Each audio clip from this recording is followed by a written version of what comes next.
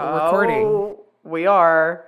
We're recording. Are we recording? There was a delay there. We're going to hope it you know what? But that was a problem before, and then it was just magically, it was fine. Then it magically fixed. So you know what? I'm going to will it to believe that it was fine. The universe isn't on our side in many aspects, but maybe it will be on this, you know? This will be the one thing that it's fine on. And that would be nice. We would take that win. Yeah. I'll take that win. We will.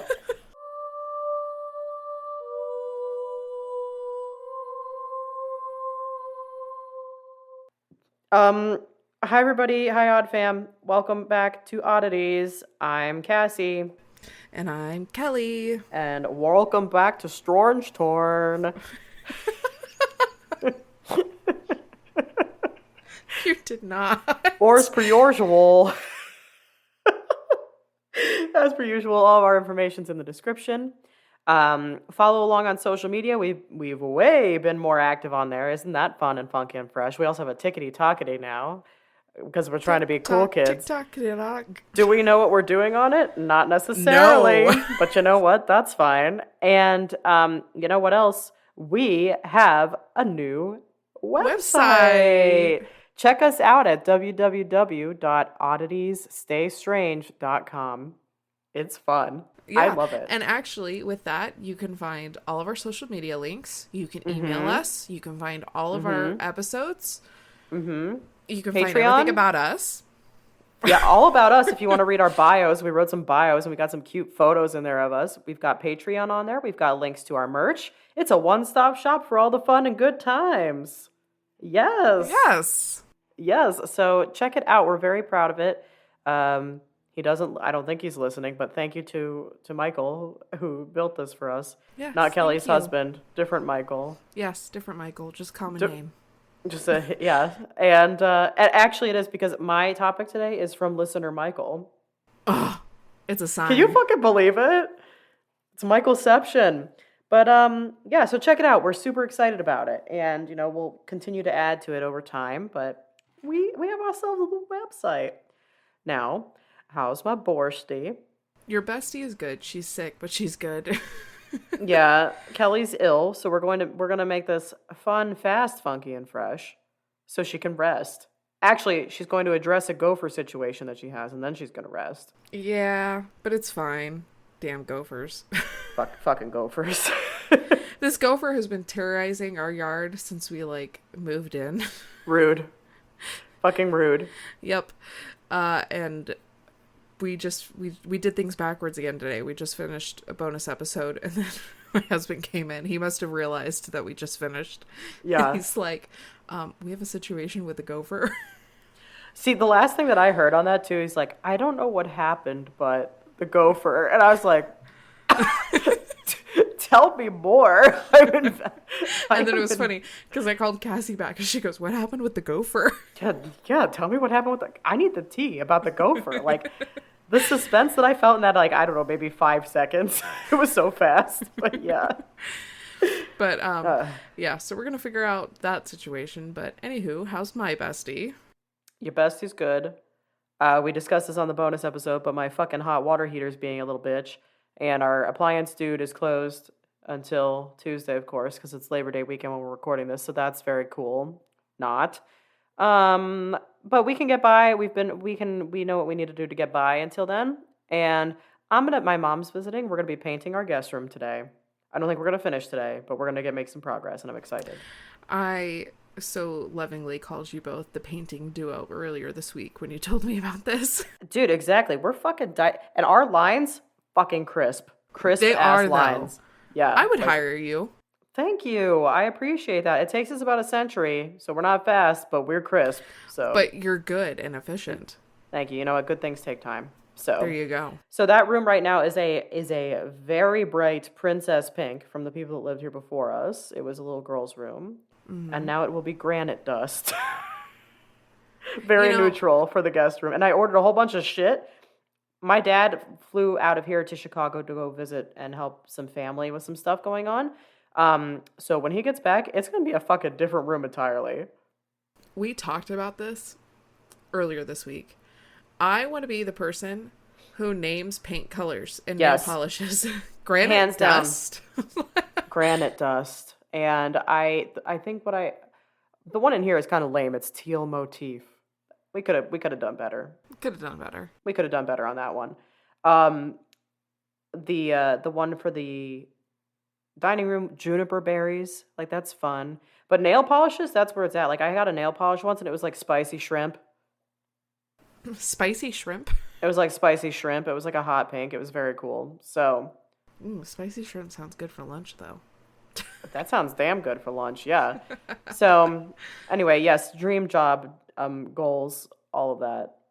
How does big news was released this week. Was it? Of a certain movie. Oh, our Lord and Savior Taylor Swift. It's her concert film. It's debuting the day I fucking leave for Iceland. The way I got in line. Oh my god, it is. It is. The way that I got in line to get tickets for that, and then I was like, I'm leaving for Iceland. And I just like closed out of it. And then I was also like, I saw this in person. I just like I'll catch it when it streams. You know what's funny? What? I just want the souvenir popcorn bucket and dude, cup. Same. The way I'm probably gonna hunt for that on eBay after it's done. Like I'm perfectly fine waiting for it to come out for streaming. Yeah. But I just want the popcorn bucket and cup. Dude, yeah, it's really cute. I love them. And you know what? She's a money-making queen. We love her. God bless. Way to be an ultimate businesswoman. You know what you needed to do. And now all of those people who couldn't get tickets can enjoy it on the big screen. So we love that. It. And that's another reason why I didn't want to get tickets. I was like, I've seen this shit. Let somebody else enjoy this, you know? Yeah. I take issue with the people who went to this tour and got like tickets for like 7 shows. I'm like, what are you doing? Let other people have a chance. You know how shitty this was. Like, relax. Anyway. You need to calm down. You need to fucking calm down. It's what our queen said. You're being too loud. Too fucking loud. So, anyway, I'm off my soapbox. I just needed to say that. I take issue with that. Like, damn. Let the other kids have a chance. Sharing is caring. Anyway, I think maybe we'll keep this intro a little bit shorter since you're a little bit under the weather and you've got the gopher issue and I've got painting. So random. So why don't we gopher issue? Instead of our 13 minutes, we'll stick with lucky number 7 here. And should we jump right in and party? Let's do it. Let's do it. Let's shall. So I have got some crazy ass names to pronounce. Oh my god, do you have anxiety around that? Do you want to get it over with? I kind of do. Let's fucking hit us. I'm so here for it. You know what? I have some weird shit too, so you're not alone. Let's do it. So I'm going to Thailand today. Oh, this is a very Asian episode. I love this. Oh, okay. Is it? Did we do it again? We did it. Okay. Oh my god. Okay. Thailand. Cool. I'm covering Mae Nak today. She was a beautiful young woman who lived in the banks of Phra Canal. Same. And she had an undying love for her husband, Mak. Oh. While Nak was pregnant, Mak was drafted into the Thai army and sent to war where he was seriously wounded. In some versions of the story, he was actually killed. So wait. Their names are Muck and Nook? Yes. All right. I just needed to say it. Go ahead. Okay. And you know what? I put in my notes that Cassie was going to make a comment about that. I had that. You know me too well. All right. We just needed to address that. We can move on. It was, and in some versions, it was the Kanuktuk Wars. Mm-hmm. I told you there was some crazy things I was going to have to know what? You nailed it. Yep. While others were just not specific. While he was being nursed back to health in central Bangkok, Nuk and her child both died during childbirth. Oh no. But when Mak returned home, he found his loving wife and child waiting for him. Oh, ghosts? Neighbors warned him that he was living with a ghost, but he refused to believe them. Okay, I probably would have been the same. I've been like, don't you see this bitch right here? She's right here. She's real. She's right here with my fucking kid. Yeah, okay. One day, Nuk was preparing him food, and she dropped a lime off the porch. In her haste to retrieve it, she stretched her arm to an impossible length to pick it up from the ground below. Oh! Upon seeing this, Mock realized his wife was a ghost. Oh, she's a stretchy ghost. Also freaky. If I saw that shit, I'd be like, what the way I would have been out of there so quickly. Right? I would have been like, Yeah, nope. absolutely not. That night, Muck sneaked out of the house and fled with Same. Nuck in pursuit. According to the Thai folklore, ghosts are afraid of sticky blame leaves. So Muck hid behind a bush. Then he ran to the Wat Mabit temple, which as holy ground she could not enter because she was a ghost. Can't get in. They can't get in on the holy ground. Okay, interesting. Yeah. And sticky leaves. Okay. Yeah. Good to know. In her grief, Nak terrorized the people of Fra Canuck, furious at them for causing Muck to leave her. However, a powerful monk captured Nuk, and after confining her in a earthen jar, he threw it into the canal. Oh, okay. I wouldn't know what an earthen jar is, I'll be honest with you. Yeah, how'd she fit? That was a big ass jar, yeah? Yeah. It's also giving me, and this, no disrespect, but it's giving me Genie in a Lamp vibes. Oh, I do like that. Does that, that's what I'm envisioning? And again, that's no disrespect, but that's what my brain is because my gross ass brain, pictured her all, squished up in, a big vase. Contortionist style. There you go. I don't know. Listen, she's got long ass arms and whatnot, so there you go. In an alternate version, a vulnerable monk named Sambat Fra Punchen defeats Monk by confining her spirit in the bone of her forehead and binds it to her waistband. Legend says the waistband is currently in possession of the Thai royal family. Oh, wow. There's a lot happening here. Okay. Admiral Prince Abra Convegios, Prince of Chamban, also claimed to have had the relic, and another, the monk, assured Nak, so many words here, that the future of the future life she would be reunited with her beloved husband, so she voluntarily departed for the afterlife. Oh. Hey, sorry about the stretchy arm and for chasing you, but I'll see you in the afterlife.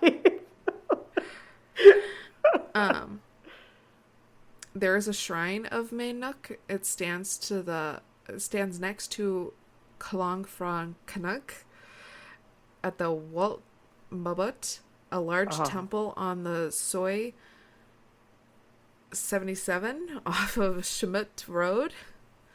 Okay. The shrine is a low building under large trees with a roof that encompasses the tree trunks. The main shrine has several minor shrines around it. A statue of Mae Nak and her infant form the centerpiece of the shrine. Devotees often leave and make offerings, accompanied by requests for help, generally by women seeking easy childbirth or for their husbands to be exempt from military drafts. Okay. Offerings are usually lengths of colored cloth wrapped around the tree trunk of the bo tree, or other offerings include fruit, lotuses, and incense sticks. Toys for her child and portraits of the ghost are displayed at the shrine's inner sanctum. A collection of fine dresses are offered to her, are displayed behind the statue. This is pretty stuff. These are nice offerings. Yeah. That's so that shrine's a whole vibe. So it was a terrifying happening.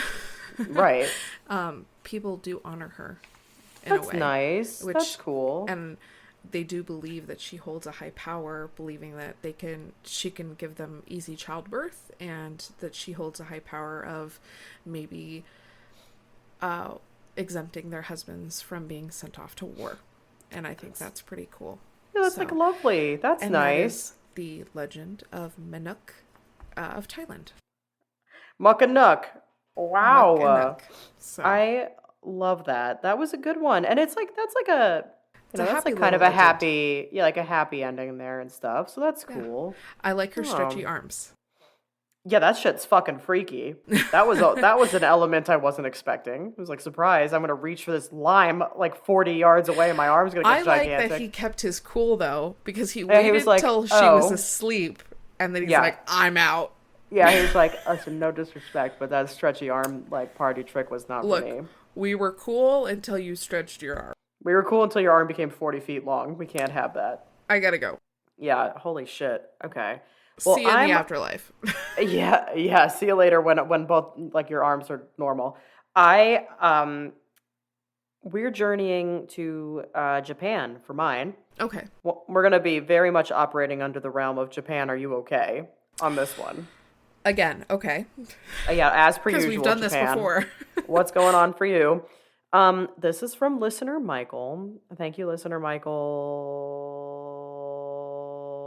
Michael. I V? sounded like Nick. What? Michael V? I think so. Yeah. I sounded like Nicki Minaj there for a second, A kind little of. bit. Right? I'm covering the slit-mouthed woman. She's a I've heard spooky of her. bitch. She's a spooky bitch. So, the slit-mouthed woman, or Kuchisaki Onna, Ooh. was that You said was that that very well. was that like convincing? I felt Yes. like maybe. Okay, cool. She is an evil figure within Japanese urban legends. I said urgent lebens. I love that for me. Urban legends or folklore. Once again, Japan, are we all right? So she is considered like a malicious spirit, which is referred to as an oniro. Nope. Onryo? Onryo. We're going to go with Okay. that. And her face is partially covered with like a mask. And she carries scissors or a knife or like some kind of like sharp object in general. She has long, straight black hair, very pale skin, and she is beautiful aside from this supposedly just like massive like disfiguration like scar situation that she has, which by the way everybody, scars are beautiful. So Yes. okay, we just want to put that out there. Anyway, the story goes Kuchisaki Onna was a woman who was mutilated, with her mouth being slit essentially from ear to ear. Oh. Rude and awful. In some versions, she was the adulterous wife or like a mistress of a samurai, and she grew lonely because her man was like always away from home fighting, being a samurai and whatnot.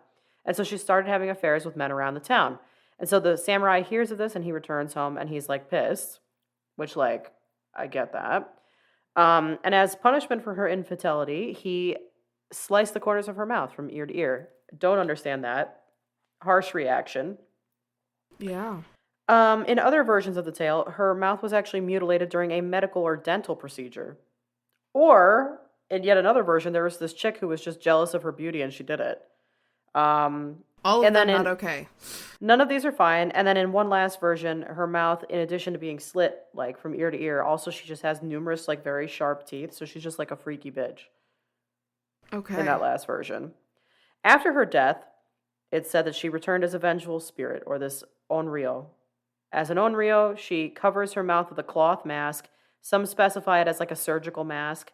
In some iterations, it's like a hand fan or like a handkerchief. And she carries some sort of sharp instrument with her, and it's been described as a knife. In some cases, it's like a machete, a scythe. So this bitch is just walking around being the Grim Reaper, I guess. I don't know. Or scissors. And she's described as having supernatural speed. So not only is she fucking wild, she's fast as hell. And so she's said to ask, like, you come across her, and she asks potential victims, and she's like, "Do you think I'm attractive?" Which is also, it's often phrased as, and I'm gonna fuck this up, "Watashi kire," which translates to, "Am I pretty or am I beautiful?" And probably the way I said that, it means something entirely different, like, "Have you seen my cat?" Or something ridiculous, because Japanese is a wild language. But anyway, if the person being asked this question, if they answer no, she'll just kill them with her weapon. If the person answers yes, she'll then reveal her like mutilated mouth to them, and then she repeats the question again or asks "kore demo," which translates to "even with this," referring to like the scars or whatever. And if the person responds with no, or like screams in fright, she'll kill them. But if the response is still yes, She will then slice the corners of the person's mouth from ear to ear, resembling her own disfigurement. So there's really just no winning. Like, either you're dead or you're becoming, like, disfigured, which is rude. Yeah. Like, damn, you just sat there and told her how pretty she is, and then she's gonna cut your face? I don't think so, but misery loves company. Yeah. Anyway, an individual can survive an encounter with Kuchisaki Onna by using one of several methods. In some versions, she will leave the potential victim alone if they answer yes to both of her questions. But in other versions, she'll visit them later that night while they're sleeping and murder them. Oh. So, it was rude. So a survival tactic includes replying to her question by describing her appearance as average, giving the individual enough time to run away. You can also distract her by throwing money at her or hard candies. What? Japan, what the fuck? Are you okay? Are you okay? So, yeah, it's like basically candies that are like caramelized sugar. They kind of like what I'm picturing are like those Werther's candies that I'm literally old ladies carry around. Yeah, I'm picturing butterscotch candies. Right, exactly. And you just like chuck them at the bitch. Or you're like, no, you're average. Bye. Okay. Anyway, she'll stop to pick up the candies or the money. Or if you say the word pomade 3 times, I don't know. Okay. Gotta get that hair right and tight, I don't know. So anyway, where the fuck did all of this come from? I have some theories. Folklorist Matthew Meyer has said that the legend dates back to Japan's Edo period, but some say it was the Heian period. But a Japanese literature professor, Likora Yoshiyuki, says it comes from the 1970s, which, like, I could believe that because everybody was just fucking high as a kite. It was the 70s. Yeah. I mean, I don't know if it was like that in Japan, but I'm going to assume there was, like, some drug shit going on. Because, like, that was, like, it was the 70s, baby. It was, like, disco and drugs. There you go. What more could we want? So, a print version of it dates back to 1979, and it was reported in Gifu Nichi Nichi Shinbun, as well as Shukan Asahi and Shukan Shincho, basically newspapers, like little magazines type of things. And rumors of the tale spread throughout Japan, and it got so serious that it led to kids being accompanied by members of the Parent-Teacher Association groups home after school. Like, they would it got so serious that these groups would walk children home after school. Wow. I guess that maybe they thought, like, oh shit, this is like, I don't know if they thought it was like a ghost or whatever the whole time, or if they were like, damn, there's like a fucking crazy serial killer bitch running around. Yeah. Well, and that's no surprise. I'm not sure when this happened. Not this, but like Japan as a whole had decided at some point to protect children. Like, as a community. We love that. And this is still probably going today. Good. Yeah. So, like, that is no surprise to me. Like, that decision. Oh, okay. I didn't know that. Yeah. I love that. Like, why can't we do that? Like, you'll see children as young as, like, first grade alone walking home because as a community, they have decided that children must be protected at all costs. Dude, fuck yes. We love it. An historian, Shigeru Mizuki, who also happens to be a manga author, I guess. Uh-huh. Anyway, they consider the slit-mouthed woman to be an example of a yokai, which is like kind of this like umbrella term, my understanding is, for just like supernatural beings in Japanese folklore. Okay. And then another explanation is that, like, so it said that spirits of the dead who were killed in particularly violent manners, so like abused wives, tortured captives, defeated enemies, they don't rest well, which, like, yeah. So the Kuchisaki Onna is thought to be this woman. And so it said that during the Edo period, a large number of supposed Kuchisaki Onna attacks were blamed on shape-changing kitsune playing pranks on young men. And this is interesting because I'm about to cover those bitches in like 2 episodes from now. Oh. So brace yourselves. We got more Japan coming. During the 20th century, the blame began to be placed on ghosts, serial killers, or simple mass hysteria, and it resulted in an explosion of these supposed slit-mouthed woman sightings all over Japan. And then over the years, clever young people claim to have outsmarted her by delivering like these quick, confusing answers, or like I said, throwing the money or hard candy. Um, and then you can escape from her wrath and lose her in the darkness. So basically, it comes from like a couple of options here. We've got folklore from like the Edo period with this like samurai's wife or like whatever. And the fact that like she died in a very violent way and like so that's why she's like hanging around and restless or whatever. Or it just was like this thing that showed up in like the papers in like the 70s. And that's what we have. I mean, I kind of subscribe to like I could believe the one from like the Edo period, like the samurai wife and everything. Like I could kind of believe that one and how it's morphed into this ghost story over time. Why it had like an uptick in the 70s. I mean, I don't know. Maybe like somebody stumbled across this and they're like, hey, this is fucking freaky. Let me print this shit and you know, whatever. But I could see where that could be the case historically. Yeah. That's interesting. Yeah, but that's the slit-mouthed woman. So I guess like the moral of the story is we all should just carry some fucking hard candy around. I was about to say, let's just always keep some granny candy with us and we'll be good. Dude, the grandmas have it right. Like, plus that stuff is pretty tasty. I was about to say, I'm like, it has more than one use of being tasty. If your blood sugar's like feeling a little low, just pop one of those bad boys. And then you can also outrun this fucking fast-ass woman with her crazy fucking face and teeth, and she's just like, I don't know, being weird and spooky. Yep. You know? So, I don't know. Do I believe that this ghost exists? No. But I like the story. It's pretty wild. You know what? Like, I love the story. It's very interesting. Thank you. When I was researching like her description and whatnot, she sounded like the bitch from like The Grudge, but with her mouth cut. You know, the pale girl with the stringy black hair, or like big like ring energy. You know, like that too. Japan. I mean, really, are you guys cool? Because you have a lot of crazy shit coming out of there. I don't know. Who comes up with this stuff? I don't know, some fucking freaky ass people. But yeah, that's what we've got for you today. It's a short little episode. It's like a little morsel for people.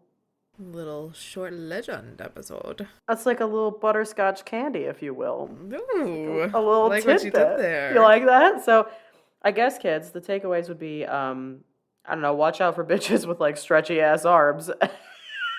and big smiles. And big smiles and throw candy at them, and maybe you'll be fine. There you go. What an episode. This one's wild. This was wild. And until next time, stay strange.